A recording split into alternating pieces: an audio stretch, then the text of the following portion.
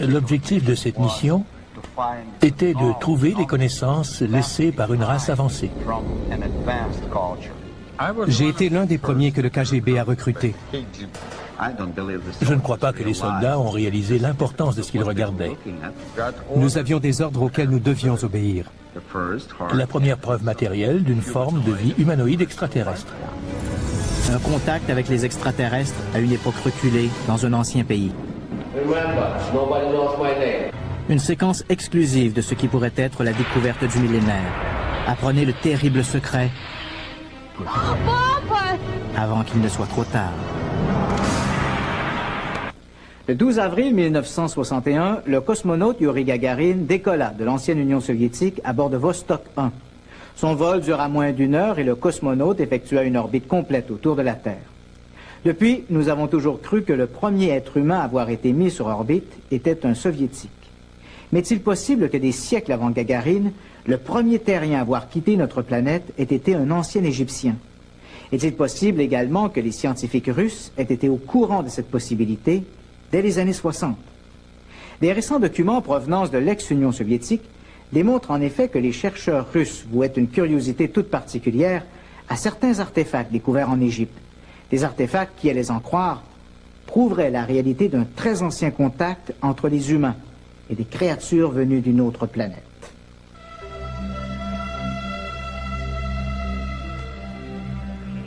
On a toujours présumé qu'on devait chercher la vie extraterrestre au-dessus de nos têtes.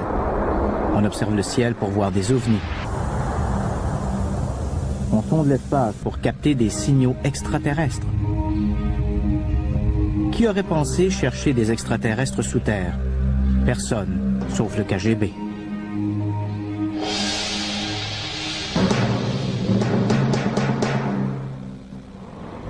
Le docteur Viktor Ivanovitch détient des diplômes en astrophysique et en neurologie. Alors qu'il travaillait au Kremlin en tant que conseiller scientifique pour des systèmes avancés de propulsion, le docteur Ivanovitch prétend qu'il a eu accès à des dossiers d'une mission du KGB appelée Projet Isis. L'objectif du projet Isis était de découvrir des traces de connaissances et des objets égyptiens susceptibles d'avoir des applications militaires. Isis était l'une des missions de recherche secrète qu'avait lancé le KGB à cette époque. Le docteur Ivanovitch fait le récit de cette mission et de la découverte fabuleuse qui en découla dans son livre « Le KGB découvre la tombe du visiteur ». Cette séquence exclusive n'a jamais été vue en dehors des bâtiments secrets du KGB. Selon Ivanovitch, ce que vous regardez est l'enregistrement visuel de la plus importante découverte de l'histoire de l'humanité. Il est indéniable qu'un petit groupe composé de scientifiques russes et d'experts militaires spécialisés en radioactivité et en guerre chimique a découvert une tombe en Égypte en 1961. Ceci ne fait aucun doute, mais on ne révéla jamais ce qu'on trouva à l'intérieur de la tombe.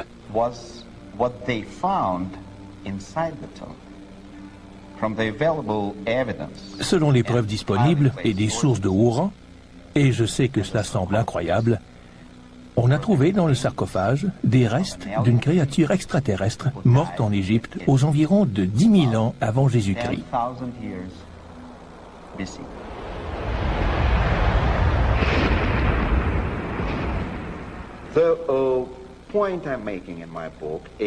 J'explique dans mon livre que la présence de cette créature, la forme des pyramides, ainsi qu'un ensemble des preuves historiques et scientifiques montrent que cette visite a eu lieu aux environs de 11 000 ans avant Jésus-Christ.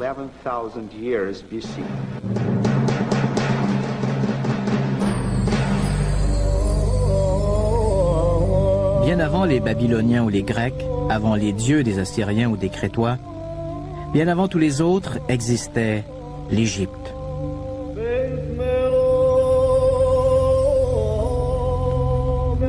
Le monde doit beaucoup aux anciens Égyptiens. Ils ont été les premiers mathématiciens, les premiers astronomes. Ils ont légué au monde les principes de la géométrie, l'utilisation des symboles pour représenter les nombres. Le premier calendrier était égyptien, tout comme l'était le premier papier à écrire. On a trouvé les premières bibliothèques au monde enterrées sous le sable d'Égypte. C'est la raison pour laquelle la divulgation du projet ISIS est si troublante.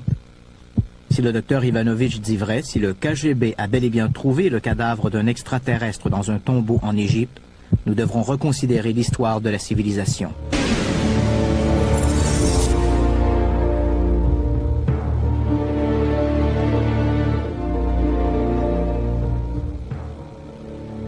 Chaque année, des centaines de fouilles archéologiques ont lieu en Égypte. Leur objet peut être d'analyser des antiquités étudiées depuis longtemps, de rechercher de nouveaux indices susceptibles de contredire d'anciennes théories ou de reconstruire la vie d'un village d'esclaves à partir de fragments du passé. Nous sommes en train d'excaver un site dans ce qu'on appelle le Nouveau Royaume, sur la route des esclaves en direction de la vallée des rois.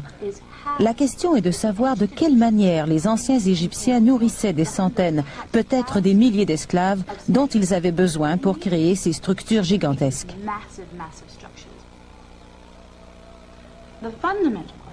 La question fondamentale à propos de l'ancienne Égypte consiste à comprendre comment une civilisation si avancée est apparue au paroxysme de son développement aux environs de 2500 avant Jésus-Christ. Toutes les autres anciennes civilisations ont connu un développement historique graduel. Elles ont appris le commerce, créé des économies, et elles ont développé leur technologie au long de centaines, voire de milliers d'années.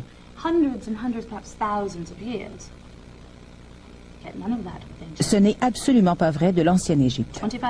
En 2500 avant Jésus-Christ, boum, une société totalement accomplie émerge du désert. C'est comme si une voiture Ford de modèle T devenait en une minute une navette spatiale.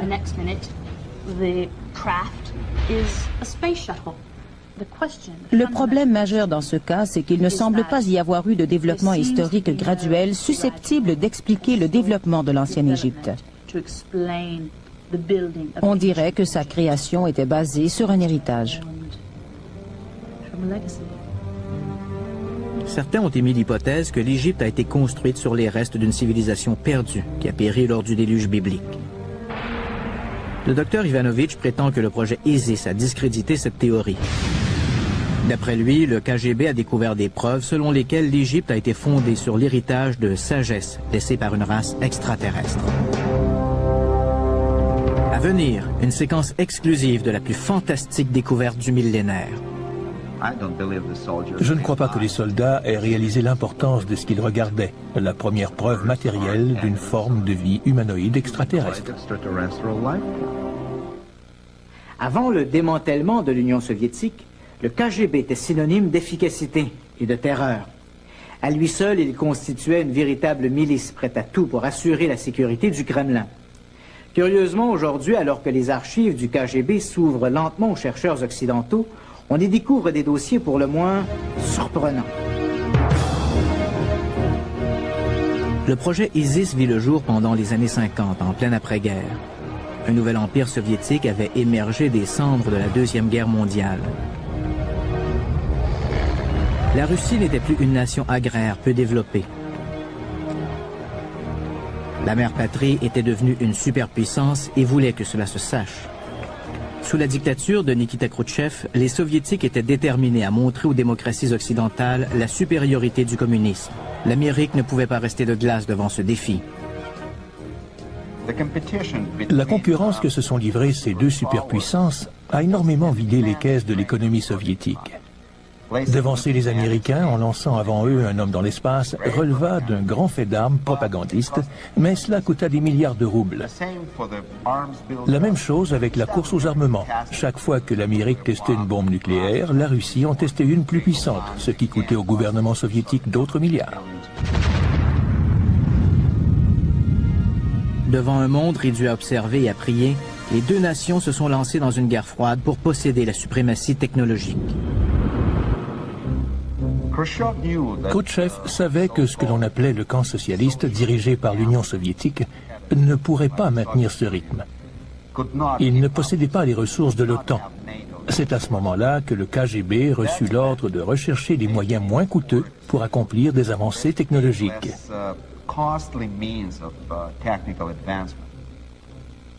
Au summum de la guerre froide, le KGB constituait la plus grande police secrète et force d'espionnage de la planète, avec plus de 300 000 agents.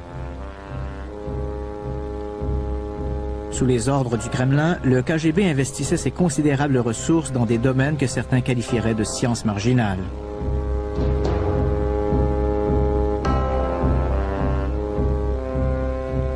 Le KGB mena des recherches sur les pouvoirs de l'esprit.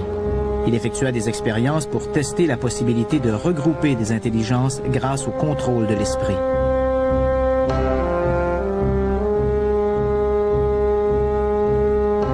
Un homme assoiffé de sang prit la tête de la section paranormale du KGB. Les recherches du KGB sur les phénomènes paranormaux avaient débuté dans les années 1920 avec la création d'un laboratoire spécial appelé Chambre Noire. À partir du milieu des années 1930, les médiums russes avaient été persécutés sous le régime de Staline. Gleb Boki, qui était en charge du phénomène paranormal pour le KGB, était un personnage. De grands succès avaient été remportés en Union soviétique dans le domaine du paranormal. On vit apparaître certains des premiers biogénérateurs et certaines des premières machines destinées à altérer l'esprit humain. Les Américains avaient peur des programmes de recherche soviétiques parce qu'ils savaient que l'Union soviétique ne s'en servirait pas dans un but pacifique. Le but de l'Union soviétique était de remporter la victoire en dépassant les États-Unis. Le Kremlin s'intéressait également beaucoup aux ovnis. Il espérait que le résultat de ses recherches sur les engins extraterrestres permettrait d'améliorer le design aéronautique.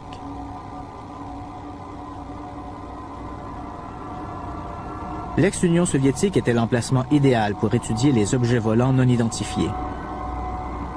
Plus de gens avaient aperçu des ovnis en Russie que dans n'importe quelle autre nation. Cela s'explique en partie par le fait que les frontières russes délimitaient le plus grand territoire du monde.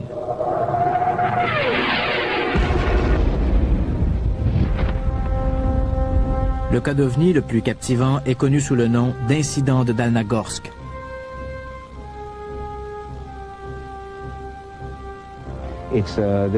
C'est l'écrasement le mieux documenté parce que les fragments ont été conservés et analysés. Ce n'était pas un gros objet, mais quelque chose s'est écrasé sur une colline de Dalnagorsk en janvier 1986. À partir de l'analyse du site de l'écrasement, cette simulation par ordinateur illustre les derniers moments du vaisseau spatial.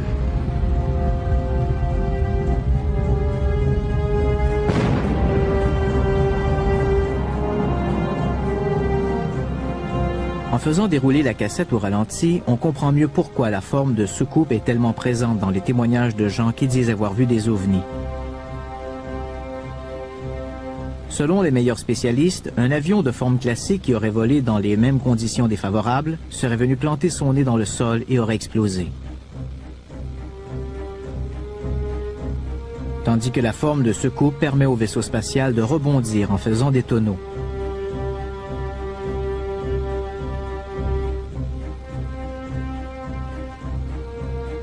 Il a été endommagé, mais pas détruit.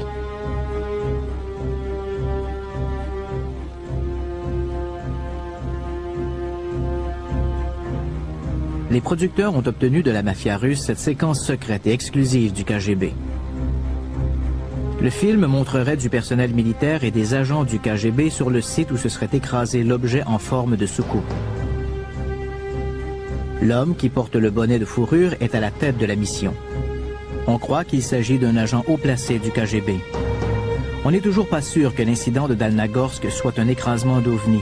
Mais certains pensent que le KGB a mené à bien sa mission de trouver de la technologie extraterrestre pour l'adapter aux avions soviétiques.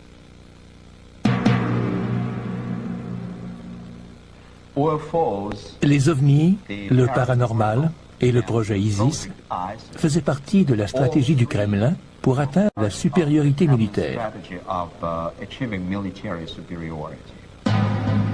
D'après Ivanovitch, l'objectif du projet ISIS était de trouver un ensemble de connaissances avancées laissées par une civilisation disparue. Des connaissances qui donneraient à l'Union soviétique une avance invincible dans sa quête de la domination planétaire.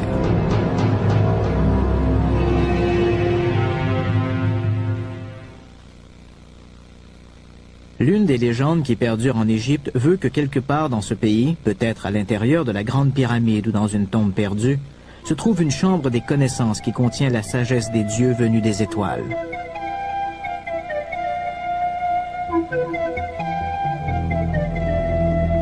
Depuis l'an 820 après Jésus-Christ, des explorateurs rêvent de trouver la mythique chambre des connaissances. Le cheikh Abdullah al-Mamoun a été le premier à pénétrer dans la Grande Pyramide. Le cheikh était attiré par la légende selon laquelle des dossiers sur le passé et l'avenir de l'humanité étaient cachés dans la pyramide.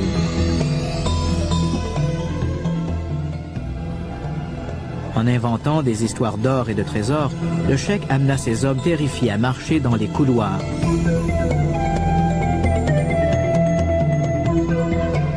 Lorsque les explorateurs arabes pénétrèrent dans la chambre des rois, ils n'y trouvèrent qu'un sarcophage vide.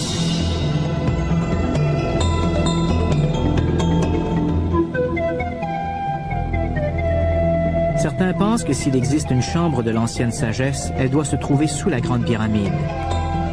Pendant des années, des gens ont spéculé à propos de l'existence de passages souterrains qui relieraient la pyramide au Sphinx.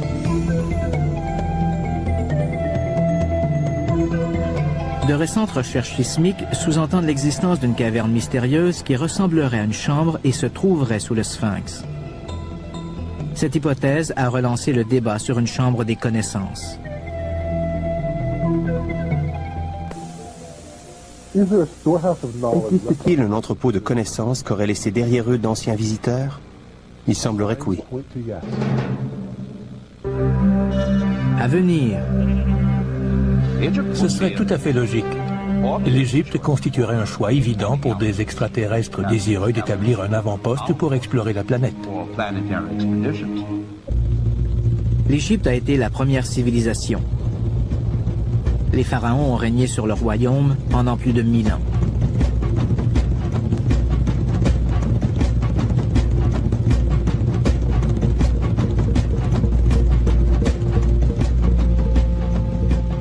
Qui étaient ces gens mystérieux? D'où tenaient-ils leur pouvoir et leur richesse? Où ont-ils trouvé leur sagesse? L'objectif de cette mission était de trouver les connaissances laissées par une culture avancée qui existait avant l'histoire égyptienne traditionnelle. L'équipe d'archéologues était composée d'égyptologues de l'Académie soviétique russe des sciences. C'était l'une des meilleures écoles de cultures anciennes du monde entier. Malgré cela, les dirigeants du KGB donnaient peu de chances de succès au projet.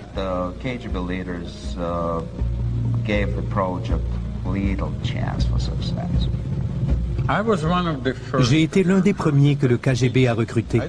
Je ne sais pas ce qu'il recherchait, mais on ne peut pas dire non au KGB.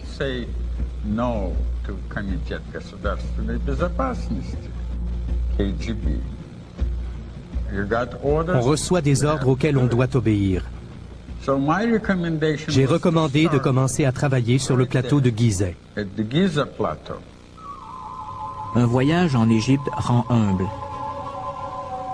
Les vieux monuments projettent toujours leur ombre élancée sur les œuvres des hommes. Le complexe de Gizeh inclut la grande pyramide de Khéops. Celle de Mykérinos se trouve à proximité. On peut encore voir certains des temples mortuaires. La pyramide du pharaon Képhren est la deuxième plus élevée après la grande pyramide. Nombreux sont ceux qui pensent que c'est Képhren qui a décidé de construire le Sphinx. Le complexe de Gizeh inclut la grande pyramide de Khéops. Celle de Mykérinos se trouve à proximité. On peut encore voir certains des temples mortuaires. La pyramide du pharaon Képhren est la deuxième plus élevée après la grande pyramide. Nombreux sont ceux qui pensent que c'est Képhren qui a décidé de construire le Sphinx. La statue colossale, gravée à même le roc, semble garder des secrets enterrés sous le sable.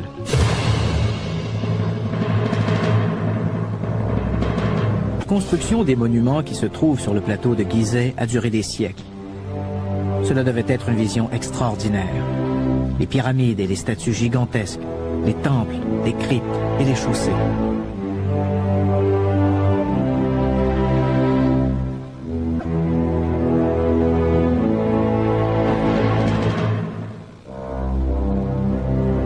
incarnait la puissance de l'Égypte et la divinité d'un dieu vivant appelé Pharaon.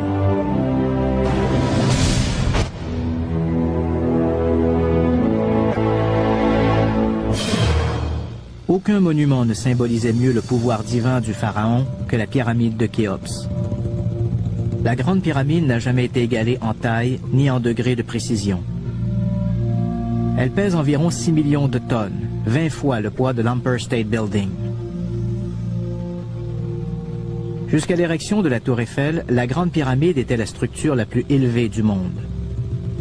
Plus de 2 millions de pierres ont été utilisées pour sa construction. Aucune ne pèse moins d'1 tonne et certaines pèsent jusqu'à 30 tonnes.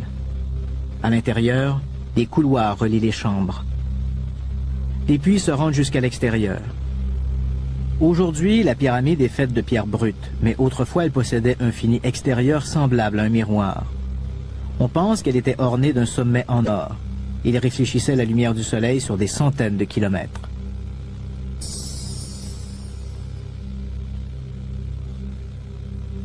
Durant des siècles, les experts ont émis des hypothèses sur la fonction des pyramides. La théorie la plus connue prétend que les pyramides étaient des passages symboliques vers l'après-vie. D'autres croient que la pyramide était un observatoire astronomique. D'autres encore parlent d'un instrument de sondage géographique.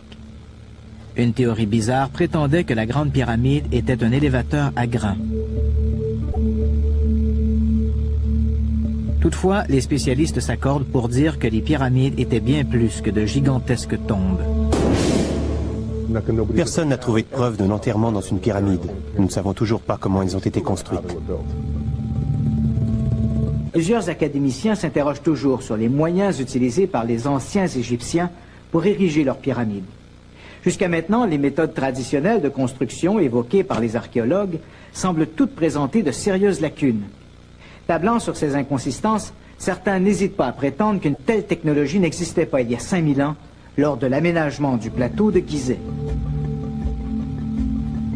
Les constructeurs des pyramides connaissaient des informations qui ne devaient pas être redécouvertes avant des siècles. Par exemple, en multipliant la hauteur de la grande pyramide par 1 milliard, on obtient la distance qui sépare la Terre du Soleil. La pyramide a été bâtie selon les 4 directions d'une boussole, une précision inégalée. Incroyablement, la grande pyramide se trouve exactement au centre de la masse de terre de notre planète.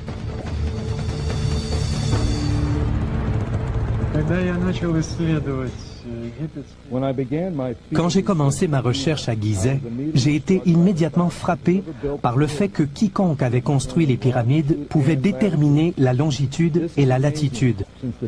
C'est fantastique, étant donné que la technologie pour calculer la longitude n'a pas été inventée avant les années 1600. Ce qui est encore plus étonnant, c'est que les pyramides ont été construites très exactement au centre de la Terre. Elles sont visibles d'une altitude très élevée, même de la Lune. Leur forme est l'une des plus appropriées pour la réflexion radar. Pour ces raisons, j'ai fait savoir au KGB que les pyramides d'Égypte avaient été construites pour la navigation d'explorateurs extraterrestres.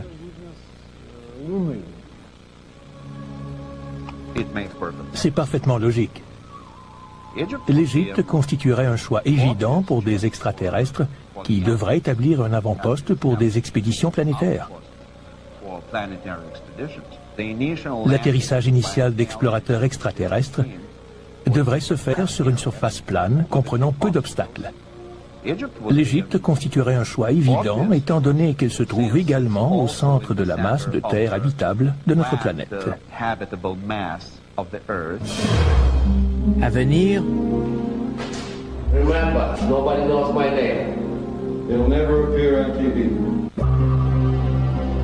certains experts pensent que le Kremlin craignait que la CIA entende parler de la mission en Égypte. La Russie, sentant la pression de la concurrence américaine dans la course aux armements et à l'espace, ne voulait pas commencer une course à la tombe. La situation géopolitique de l'époque permettait au projet ISIS de se dérouler dans la plus grande discrétion. À la fin des années 50, l'Égypte recevait 43% de toute l'aide soviétique à destination du tiers-monde.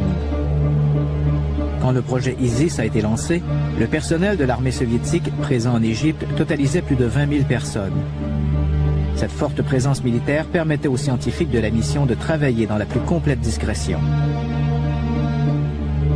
D'après Ivanovitch, les scientifiques de la mission résidaient au Caire. De là, de petites équipes d'archéologues partaient étudier les pyramides de Gizeh. Souvent, ils se déguisaient en paysans arabes ou en officiers de l'armée.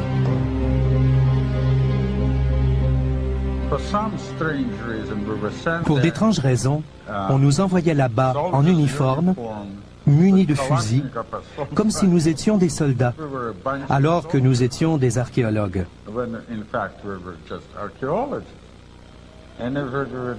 On disait à tout le monde qu'il s'agissait d'un groupe d'archéologues à la recherche d'objets, et tout le monde l'acceptait parfaitement. Le projet ISIS ne reposait pas seulement sur des archéologues déguisés. En 1959, le KGB recruta un membre officiel du gouvernement Nasser, Sami Sharaf, le directeur du bureau d'information du président. Grâce à sa position, il avait accès aux informations hautement confidentielles. Sharaf était également spécialisé en écoute clandestine de fonctionnaires égyptiens. Assez souvent, les informations qu'il rassemblait n'avaient pas beaucoup d'importance. Toutefois, d'après Ivanovitch, la nuit du 24 juillet 1960, une conversation fut enregistrée. Cet enregistrement allait catapulter le projet ISIS dans le domaine du mythe et de l'incrédulité. J'ai obtenu cet enregistrement grâce à des sources que je dois protéger. ايوه يمكن نتعمل عليهم.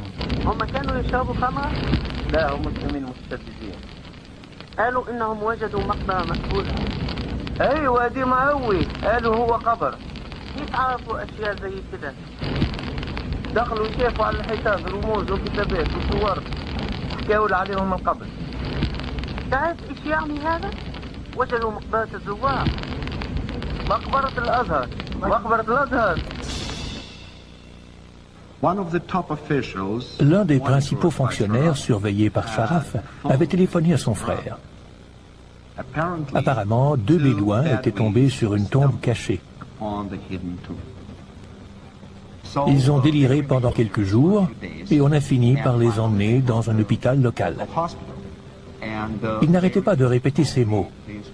Makbarat al-Zohar, qui signifie la tombe du visiteur.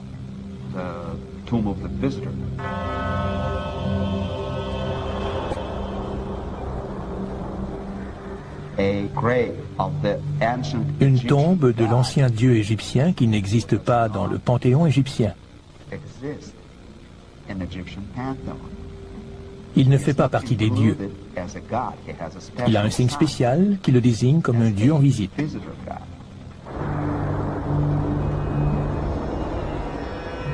Long before the time of the pharaohs, there was a god who came from the skies with the others of his kind. They brought magic to the land, wonders, power, and wisdom. They returned to their home in the stars, but one stayed behind and taught the people of Nile all he knew. He was buried in the great place. It is called Maqbarat al-Zuwar, the tomb of the visitors. Est-il possible que le mythe dissimule la vérité, qu'une légende soit basée sur un fait? Il faut tenir compte du mythe, du folklore et de la légende. C'est comme une perle dans une huître. On commence par un petit grain de vérité. Au fur et à mesure que les années passent, il s'enjolive et devient une légende. Les producteurs de cette émission étaient sceptiques. Ils avaient du mal à accepter la possibilité que le KGB puisse croire qu'une mythologie mène à des connaissances extraterrestres avancées. Pour vérifier la véracité du projet ISIS d'une façon indépendante, les producteurs ont retrouvé un ancien courrier diplomatique de l'Union soviétique. Cet homme travaille maintenant pour la mafia russe. Je travaillais en tant que messager pour le corps diplomatique. L'un de mes rôles consistait à faire passer des documents entre le Caire et Moscou. Certains d'entre eux provenaient de M. Sharaf, directeur, à l'époque, du Centre d'information égyptien. C'était aux environs des années 60. La plupart des papiers n'étaient pas intéressants, mais certains d'entre eux, que je ne pouvais pas comprendre, étaient codés. Mais j'ai réussi à en comprendre quelques-uns qui m'ont semblé bizarres, et j'ai décidé d'en faire une copie.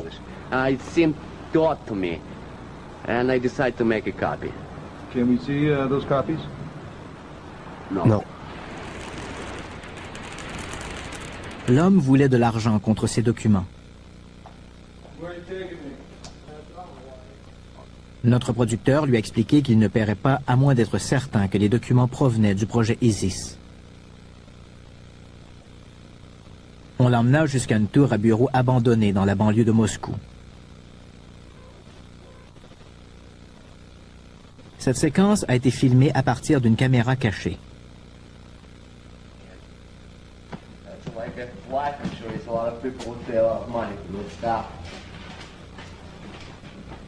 Is that what you used as a courier? Yeah.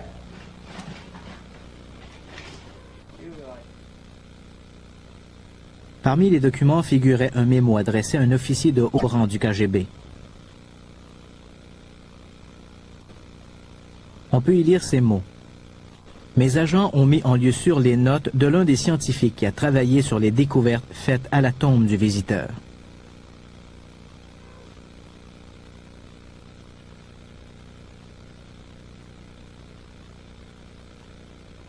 Un autre était un inventaire du contenu de la tombe. Sur ce document classé ultra confidentiel, on pouvait lire: emplacement de la découverte non révélé. Sujet: 15 caisses de reliques. Un corps partiellement momifié, un sarcophage de pierre et 8 échantillons de hiéroglyphes.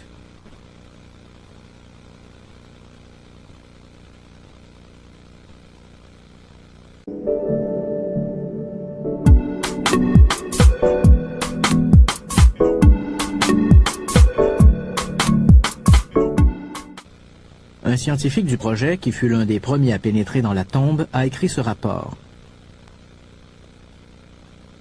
En inspectant la partie du mur, nous avons ressenti une sensation étrange. Une force magnétique répulsive semblait émaner de la pierre.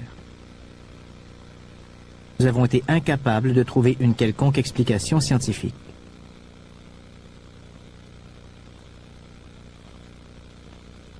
Ce mémo provient du rapport du cryptologue. Découverte, le message partiellement décodé sur le mur de la tombe indique une prophétie selon laquelle les anciens dieux ailés reviendront.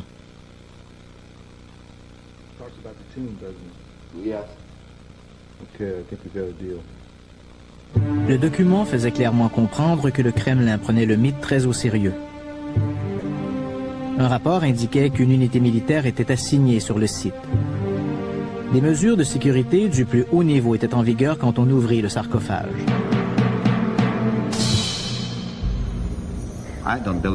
Je ne crois pas que les soldats aient réalisé l'importance de ce qu'ils regardaient. La première preuve matérielle d'une forme de vie humanoïde extraterrestre. Le docteur Ivanovitch fait le récit de cette mission et de la découverte fabuleuse qui en découla dans son livre « Le KGB découvre la tombe du visiteur ». Cette séquence exclusive n'a jamais été vue en dehors des bâtiments secrets du KGB. Selon Ivanovitch, ce que vous regardez est l'enregistrement visuel de la plus importante découverte de l'histoire de l'humanité. Il est indéniable qu'un petit groupe composé de scientifiques russes et d'experts militaires spécialisés en radioactivité et en guerre chimique a découvert une tombe en Égypte en 1961. Ceci ne fait aucun doute, mais on ne révéla jamais ce qu'on trouva à l'intérieur de la tombe. Selon les preuves disponibles et des sources de haut rang, et je sais que cela semble incroyable, on a trouvé dans le sarcophage les restes d'une créature extraterrestre morte en Égypte aux environs de 10 000 ans avant Jésus-Christ.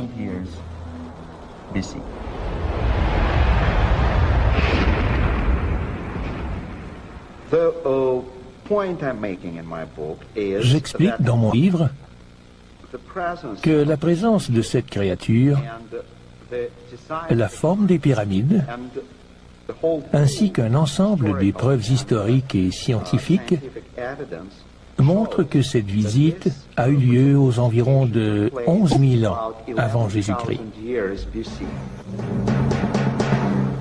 Selon des documents du KGB, les scientifiques assignés à ce projet ont commencé à se demander si le plateau de Gizeh n'avait pas été conçu dans un but précis. Des recherches ultérieures ont appuyé cette théorie.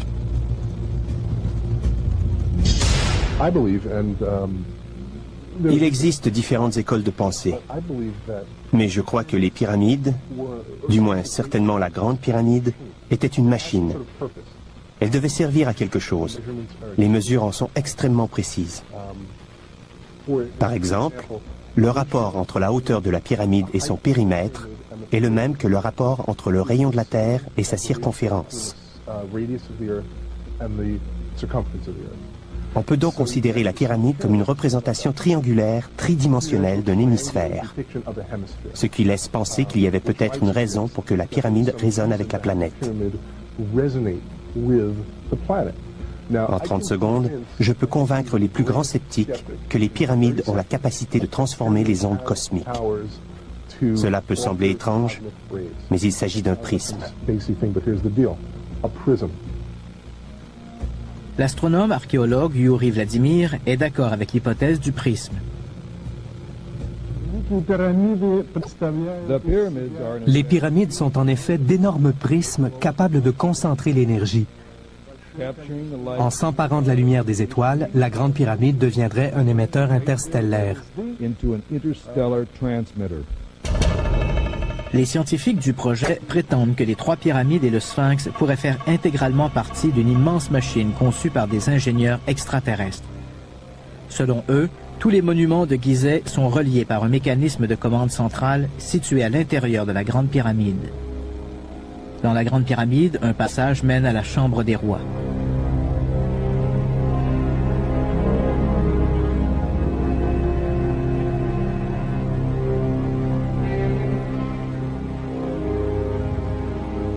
Au-dessus du sarcophage se trouve un tunnel que certains appellent « couloir des étoiles ». À l'occasion d'un alignement céleste spécifique, la lumière des étoiles inonde ce couloir.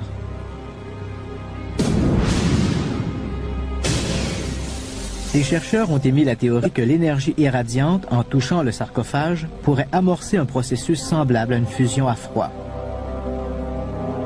Les chercheurs qui travaillaient sur le projet pensaient que la structure en prisme de la pyramide amplifierait l'énergie et la transférerait aux autres monuments. D'une façon que l'équipe ne comprend pas parfaitement, un rayon unifié d'énergie pourrait apparaître et transformer la Grande Pyramide en une balise cosmique employée par les vaisseaux extraterrestres pour la navigation astronomique. Il s'agit sans aucun doute d'une théorie tirée par les cheveux, mais l'équipe de chercheurs de Gizeh en a immédiatement informé le quartier général du KGB. Nous avons mis le KGB au courant de nos découvertes. On nous a ordonné de chercher les endroits visés par les transmissions émises depuis les pyramides. En parallèle au travail qui continuait à Gizeh, les scientifiques à Moscou se préparaient à établir le portrait le plus étonnant de l'histoire.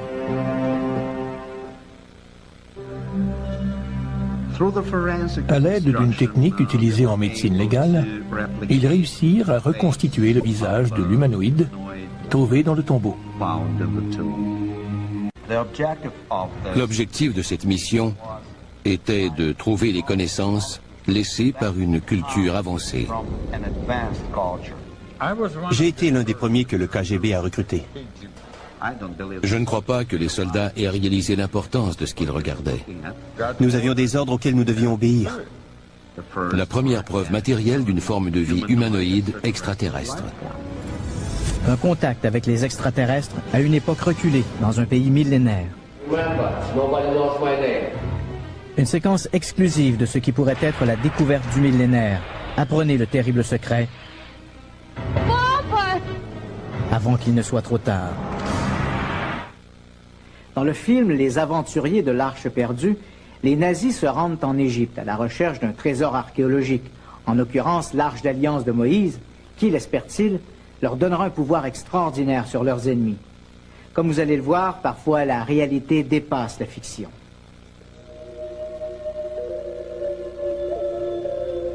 Les anthropologues pensent que d'autres cultures ont peut-être été poussées par les mêmes motivations qui ont abouti à la construction des pyramides d'Égypte.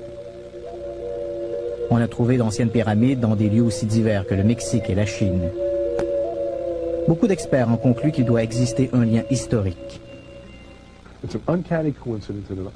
Il existe une coïncidence étrange dans le fait qu'il y ait une civilisation d'origine surnaturelle ou incompréhensible, commune à toutes ces autres civilisations.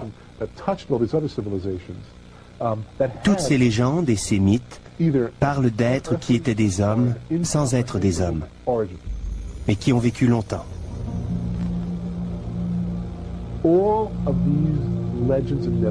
Ces géants seraient montés à bord de vaisseaux spatiaux pour voyager parmi les étoiles, et ils nous auraient enseigné le langage, les alphabets et les calendriers.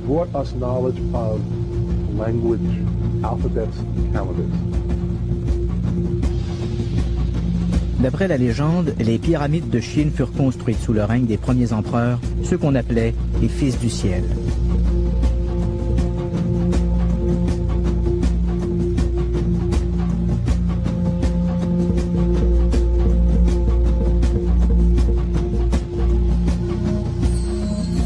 De semblables légendes entourent les pyramides du Mexique et du Yucatan.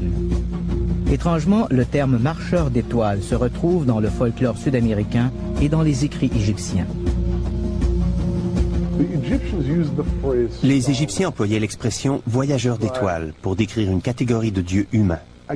Ils étaient des hommes sans être des hommes. Ils étaient plus grands que des hommes. Peut-être étaient-ils les géants ou les titans qui marchaient parmi les étoiles. On retrouve ce concept d'hommes qui marchent parmi les étoiles, mais qui ne sont pas des hommes, qui sont semblables à des dieux. Ils marchaient parmi les étoiles et ont décollé de la Terre dans des vaisseaux spatiaux. La Bible nous parle de l'un d'entre eux. Quand on croit en la Bible, on est presque obligé de croire en cette notion. De mon côté, cela me met la puce à l'oreille quand différentes cultures disent la même chose.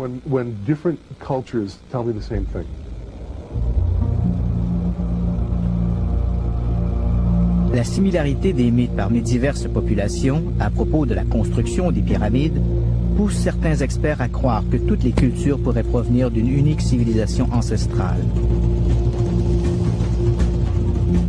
Cette race mystérieuse est peut-être à l'origine de la plus vieille civilisation connue sur le continent américain. Les Incas du Pérou ont presque atteint le même niveau d'ingénierie et de construction que les Égyptiens. De la même façon que les Égyptiens, les Incas n'avaient aucune connaissance de la roue, et pourtant, des milliers de routes parsemaient leur empire. Comment et pourquoi les premiers Incas ont-ils construit des routes sur le terrain le plus inhospitalier de la planète? Les ingénieurs d'aujourd'hui auraient du mal à construire le centre spirituel de Machu Picchu. Comment les Incas déplaçaient-ils d'énormes pierres à de telles hauteurs? Peut-être une civilisation inconnue qui avait d'abord fait son apparition en Égypte a-t-elle aidé les Incas? Certains disent que cette race mystérieuse nous a laissé des capsules témoins de connaissances. Pour découvrir notre héritage antique, nous devons résoudre l'énigme de la pyramide. Les membres de l'équipe scientifique de Gizeh croyaient avoir découvert le secret des pyramides. Selon eux, des voyageurs extraterrestres se servaient des pyramides comme d'un outil pour la navigation astronomique. Le KGB a ordonné à l'équipe de déterminer l'emplacement cible. Les planètes, les étoiles, les constellations et les galaxies sont constamment en mouvement. Les scientifiques du projet ont dû reproduire le ciel nocturne tel qu'il était au-dessus de Gizeh il y a des milliers d'années. Nous savons maintenant beaucoup de choses et nous pouvons calculer l'emplacement des corps célestes à un moment donné. Disons que la construction date de 1000, 2000, 2500 ans. Pour la période 2500 avant Jésus-Christ, les scientifiques de la mission n'ont trouvé aucun alignement direct entre les pyramides et un groupe de planètes ou d'étoiles. Grâce à une simulation par ordinateur, nous avons été capables de reproduire la sphère céleste telle qu'elle était avant la civilisation humaine.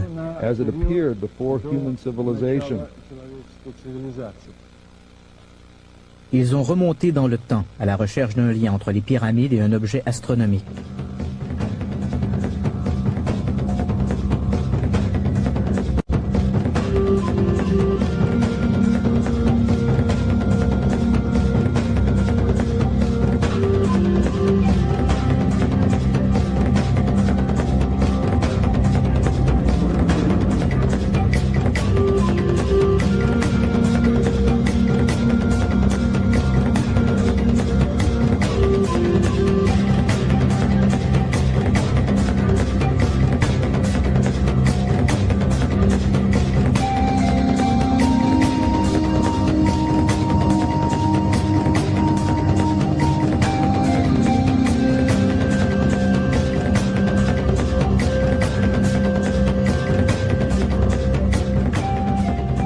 En 10 500 avant Jésus-Christ, quelque chose de très bizarre s'est produit.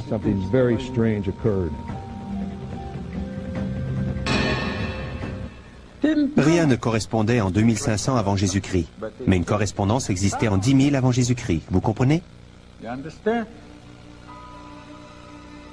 Selon les chercheurs, en 10 500 avant Jésus-Christ, les 3 pyramides de Gizeh étaient alignées sur les étoiles de la constellation d'Orion. Les monuments de Gizeh visaient la constellation d'Orion. Cela ne pouvait être par hasard. Les constructeurs des pyramides doivent avoir travaillé à l'aide de plans conçus au 11e millénaire avant Jésus-Christ, avant que les pyramides n'aient été construites. Une corrélation identique fut découverte lorsque les membres de l'équipe testèrent les objets. Nous avons commencé par effectuer un prélèvement d'échantillons radioactifs. Les résultats sur les reliques et la momie ont été négatifs. Un prélèvement microscopique d'échantillons de composition minérale ainsi qu'un bombardement magnétique de particules à neutrons ont indiqué qu'il s'agissait d'un mélange de métaux et de matériaux synthétiques d'origine inconnue. D'autres tests par la datation carbone 14 ainsi qu'un prélèvement d'échantillons radioactifs ont établi la date au-delà de 10 000 avant Jésus-Christ. Le quartier général explosa d'enthousiasme. La date du tombeau correspondait à la date du site de Gizeh. Les scientifiques conclurent qu'il devait exister un rapport entre la conception des pyramides en 10 500 avant Jésus-Christ et la momie trouvée dans le tombeau. Le KGB ordonna de plus amples tests. Des médiums effectuèrent des études paranormales sur le tombeau. On a produit une projection informatique de la momie, telle qu'elle reposait à l'origine dans le sarcophage. À partir du moment où les scientifiques ont déclaré pouvoir déterminer la physiologie de l'individu, la reconstitution de ses caractéristiques faciales a commencé. Grâce à la reconstitution par la médecine légale, on a pu reproduire le visage de l'humanoïde trouvé dans le tombeau.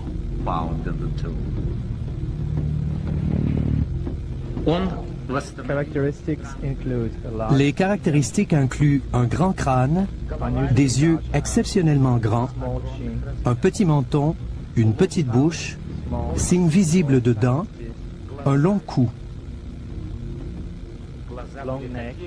L'individu mesurait environ 2 mètres.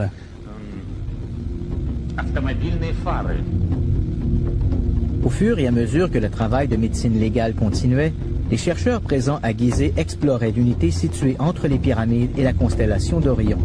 Les scientifiques ont placé une carte céleste sur le plateau. Dans l'axe des pyramides se trouvaient les 3 étoiles qui constituent la ceinture d'Orion.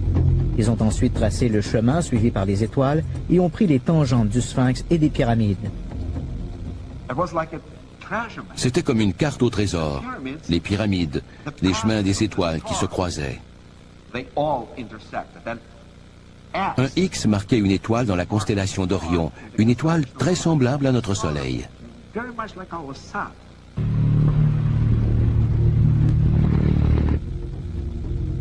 Dans les laboratoires de Moscou, la reconstitution faciale touchait à sa fin. Je sais que cela paraît incroyable. Je ne l'aurais pas cru moi-même si je ne m'y étais pas trouvé. Mais la reconstitution de la momie ne semblait pas être humaine. La légende est peut-être vraie. Nous avons peut-être trouvé un extraterrestre dans ce tombeau.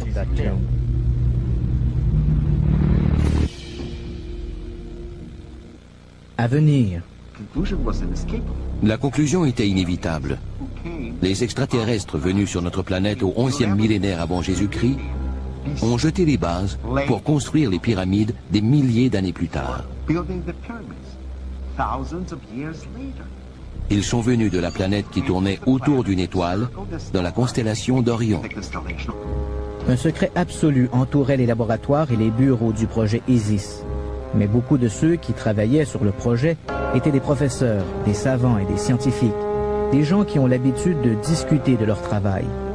Des documents ultra secrets ont commencé à circuler et des rumeurs se sont propagées. On s'est mis à entendre parler de l'extraterrestre et du tombeau. Un groupe de personnes a commencé à se rassembler. D'anciens employés du KGB, surtout des informaticiens et des techniciens. Ils croyaient que le tombeau était celui d'un extraterrestre, autrefois adoré comme étant le dieu Osiris. Que cet être avait apporté sur Terre la science et les mathématiques, et qu'il était à l'origine de la croissance de la civilisation. Ces gens se sont fait appeler les disciples. Ils ont tiré leur nom d'un passage obscur du livre égyptien des morts. Selon la croyance égyptienne, une famille de dieux est venue des étoiles en apportant au peuple du Nil la sagesse de l'univers.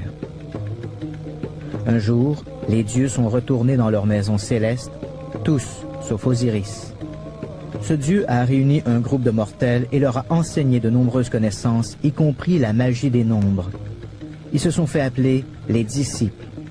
Il était de leur devoir de protéger et de préserver la connaissance sacrée jusqu'à ce qu'Osiris revienne pour leur montrer le chemin vers l'immortalité.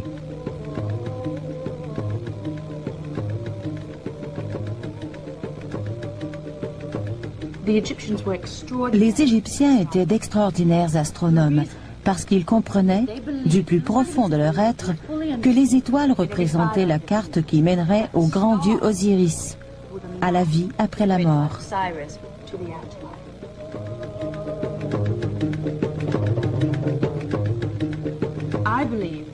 Je crois que l'idée d'immortalité, de continuité, est un aspect fondamental de la nature humaine.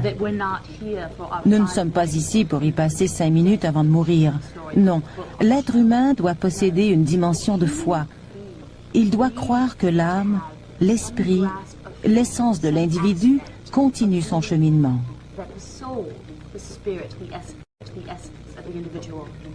C'est la raison pour laquelle le christianisme, l'islam et le judaïsme existent. C'était exactement la même chose pour les anciens Égyptiens. Ils croyaient, ils savaient que les âmes étaient immortelles.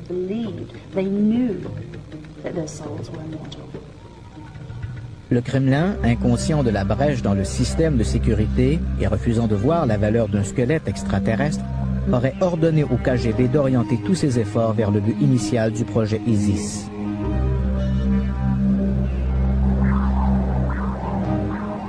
Avec l'aide d'un radar analysant le sol, on put établir une représentation du passage et du tombeau. Rien ne semblait inhabituel. Le radar balaya la zone inférieure.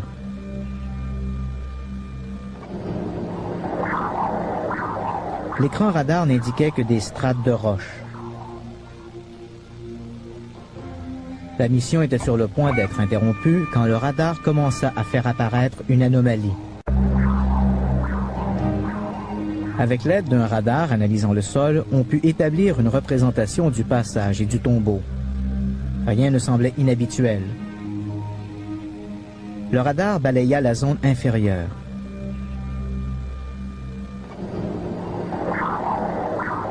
L'écran radar n'indiquait que des strates de roches. La mission était sur le point d'être interrompue quand le radar commença à faire apparaître une anomalie. Une légère ombre qui ressemblait à un passage.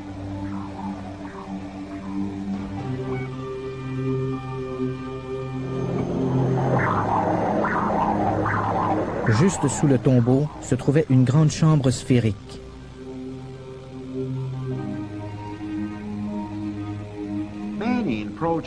Beaucoup de personnes participant au projet ISIS ont cru avoir trouvé la légendaire chambre de connaissances. Apparemment, l'extraterrestre découvert était enterré avec une énorme bibliothèque de connaissances et de données qui provenaient d'une culture extraterrestre avancée. Cela pourrait s'avérer très pertinent du point de vue militaire. Nombreux étaient ceux qui voulaient qu'on ouvre la chambre. Leur argument était basé sur les faits suivants. La mission en provenance d'Orion s'était posée à l'emplacement idéal pour construire les pyramides qui serviraient de balises de navigation pour la reconnaissance future de notre planète.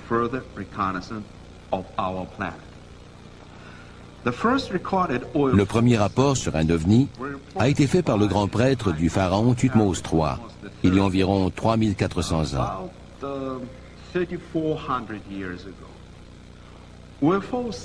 Des témoins ont continué à dire avoir vu des ovnis. Mais le nombre de témoignages s'intensifia quand l'homme obtint la maîtrise des cieux.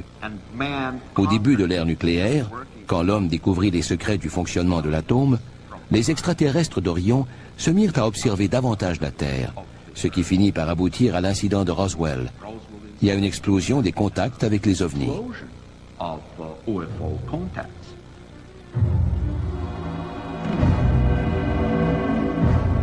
Au début des années 60, les rapports d'enlèvement ont commencé à se répandre.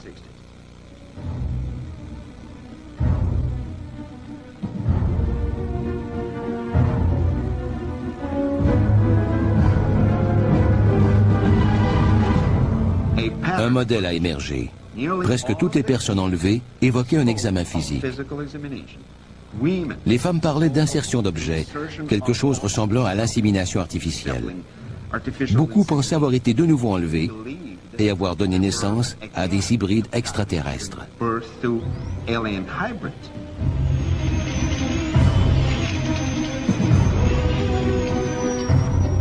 Durant la dernière décennie, les rapports de gens crédibles prétendant avoir été enlevés ont énormément augmenté. Beaucoup d'éléments de leur expérience se ressemblent. Les mêmes marques physiques sont laissées sur le corps des victimes. Beaucoup se souviennent de détails similaires à propos des vaisseaux spatiaux extraterrestres. Certains experts disent que la similitude des rapports constitue la preuve circonstancielle que les enlèvements extraterrestres sont réels. Le phénomène des enlèvements relève-t-il d'un programme de colonisation génétique commencé dans les temps anciens? Les extraterrestres sont-ils en train de se cloner en insérant leurs gènes dans l'ADN humain? Les Égyptiens croyaient que l'ADN venait du ciel et y retournerait un jour. Il se peut tout à fait qu'ils parlaient de puissants dieux venus sur Terre avec leur connaissance de l'ADN et avec leur propre ADN. Autrement dit, une partie de l'ADN dont les gens sont composés provient en réalité des étoiles. Dans sa quête d'une chambre secrète de connaissances, le KGB a-t-il découvert la terrible vérité qui se cache derrière les enlèvements extraterrestres? Le génie génétique transforme-t-il les êtres humains en une espèce extraterrestre? Croyant avoir trouvé la mythique chambre de connaissances, beaucoup exigeaient des fouilles immédiates, tandis que d'autres exprimaient leur inquiétude. Selon ces derniers, le tombeau pourrait être une sorte de cheval de Troie extraterrestre. Ouvrir la chambre sans faire de plus amples études pourrait mettre le monde en danger. Indécis quant aux décisions à prendre, le KGB n'a rien fait. Il a fait sceller le tombeau et effacer des dossiers toute trace de son emplacement. Le dossier ISIS a été officiellement clos en 1981, mais beaucoup de ceux qui étaient associés à ce projet n'ont plus jamais été les mêmes. On parla de changement de personnalité, d'adoption de nouvelles croyances religieuses, de disparition et même de suicide. C'était un physicien qui travaillait pour le gouvernement russe. Ils ont constitué un groupe. Je ne dirais pas un culte, mais c'était peut-être le cas. Une nuit, je suis revenu de l'école et la maison entière était en désordre. Il y avait des papiers sur le plancher. Ils discutaient des imminentes visites d'extraterrestres. Ils s'y préparaient. C'était effrayant, parce que quand j'étais petite, je croyais ce genre de choses.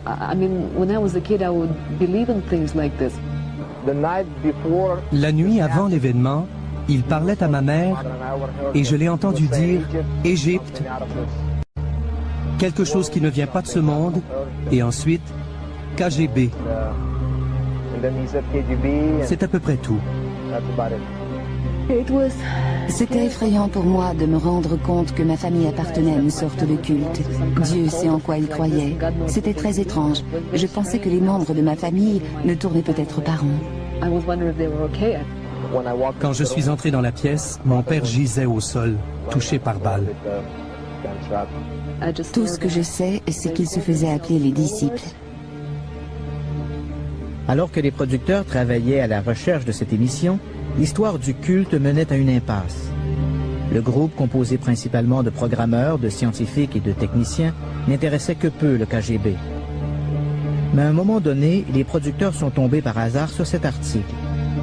Pour des raisons incompréhensibles, l'histoire d'un autobus rempli de touristes russes qui avait disparu en Égypte en 1985 n'attira que peu l'attention. Toutefois, pendant la phase finale de la production, l'un de nos producteurs sur le terrain est tombé sur l'exclusivité de sa vie. Cela se passa pendant son échange à caméra cachée avec l'ancien courrier diplomatique. That's terrible. Scary. Tulodanka. It's a headquarters of KGB. You've been in there? Yeah. You're ready to pain in your pants. That's terrible. Hey, by the way, when you came out of one of your last trips out of Egypt, did you ever come across a videotape, Egyptian? You're lucky. I have some tape. I saw some pornography, but only the tape. You can have it. Egyptian police give it to me as my gift. Thanks. The business.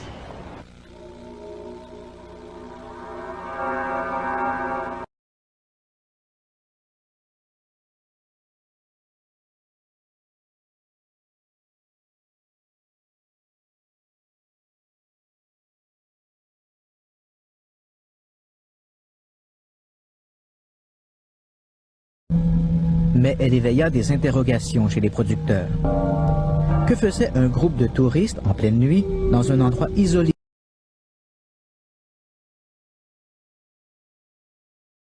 Qu'est-il? À un moment donné, la nuit a semblé se transformer en jour.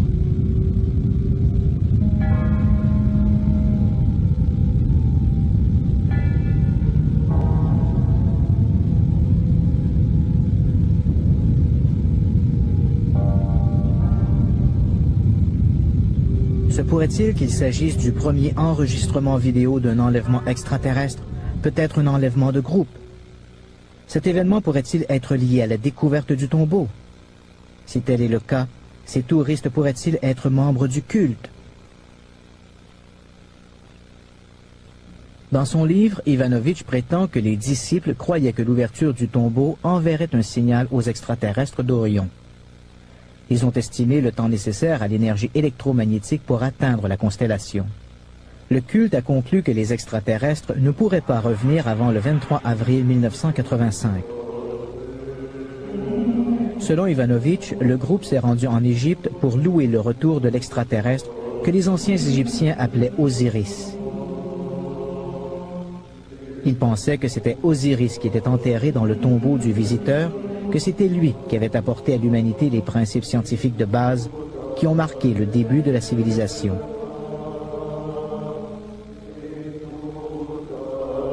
Les disciples croyaient que la seconde arrivée d'Osiris annoncerait le commencement d'un nouvel âge pour l'humanité.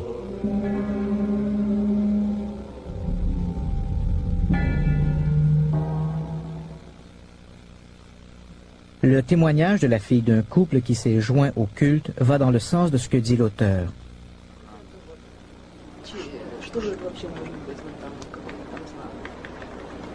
Я думаю, что в этом нет ничего существенного. Please keep on rolling, right?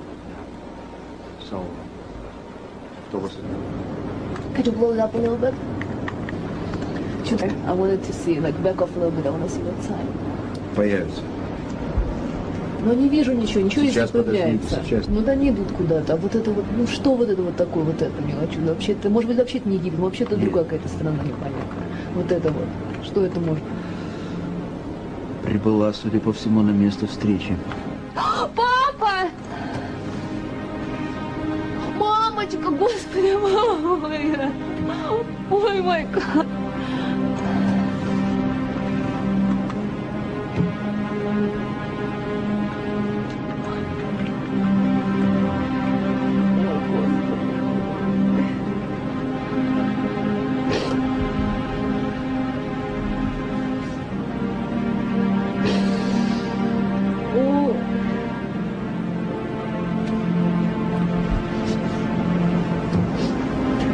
What did you see there? Did you see your parents? Yeah. I saw my mom and I saw my daddy there. Точно, это был папа. Это я точно знаю.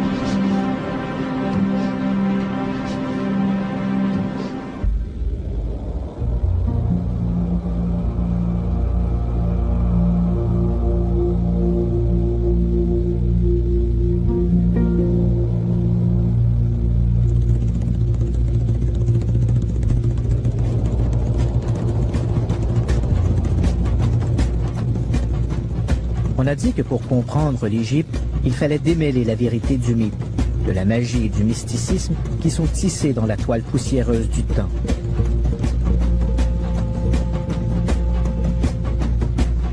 Peut-être en est-il de même avec l'histoire du projet Isis.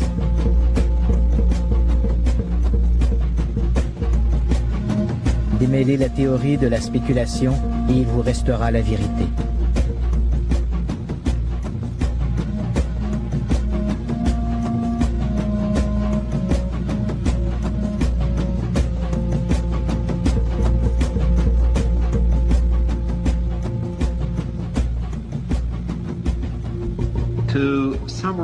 Voici les conclusions qui résument la recherche. Il y a approximativement 13 000 ans, des extraterrestres d'un système planétaire situé autour d'une étoile dans la constellation d'Orion sont venus sur Terre.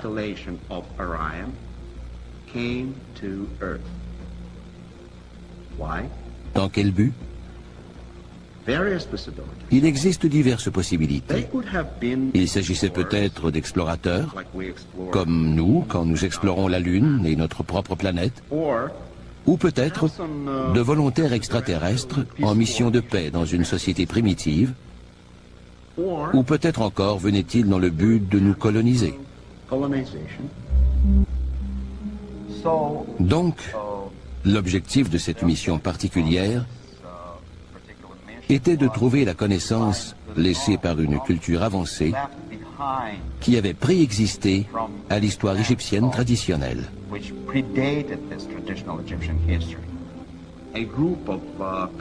Un groupe de personnes a commencé à se rassembler, d'anciens employés du KGB, surtout des informaticiens et des techniciens. Ces gens se sont fait appeler les disciples. Mais il y a un chapitre que je trouve intriguant, le chapitre numéro 7. Il y est question d'un culte russe appelé les disciples. Ces individus étaient tous issus de milieux technologiques avancés. C'étaient des techniciens informatiques, des gens du domaine de la téléphonie qui étaient extraordinairement brillants et des gens qui travaillaient avec des ondes radioélectriques. Ils croyaient que le grand dieu Osiris était une sorte de dieu de la technologie. Ils pensaient qu'il était venu pour donner aux anciens Égyptiens cette incroyable richesse de connaissances et qu'il finirait par revenir en Égypte.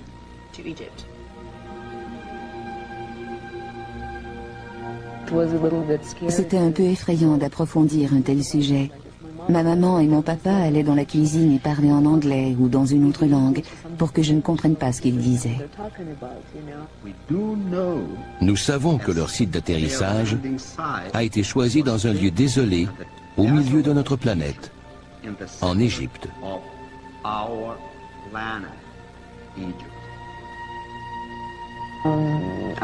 Je rêvais régulièrement de ma famille, d'une lumière qui les pénétrait, d'enlèvement à destination du vaisseau spatial.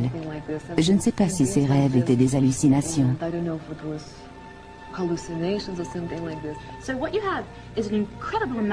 Donc, un nombre incroyable d'esprits brillants a quitté Moscou à la recherche du tombeau du visiteur pour attendre le retour du grand dieu Osiris. Dans le monde physique, ils ne sont pas avec moi. Je crois qu'ils sont perdus. À l'intérieur de moi, une sorte de sixième sens, appelez ça comme vous voudrez, me dit qu'ils sont tout le temps avec moi, d'une façon ou d'une autre. Je crois qu'ils sont quelque part autour de moi, je sens leur présence en permanence. S'ils ont été enlevés, ils sont ailleurs, bel et bien vivants. Je ne crois pas qu'ils sont morts.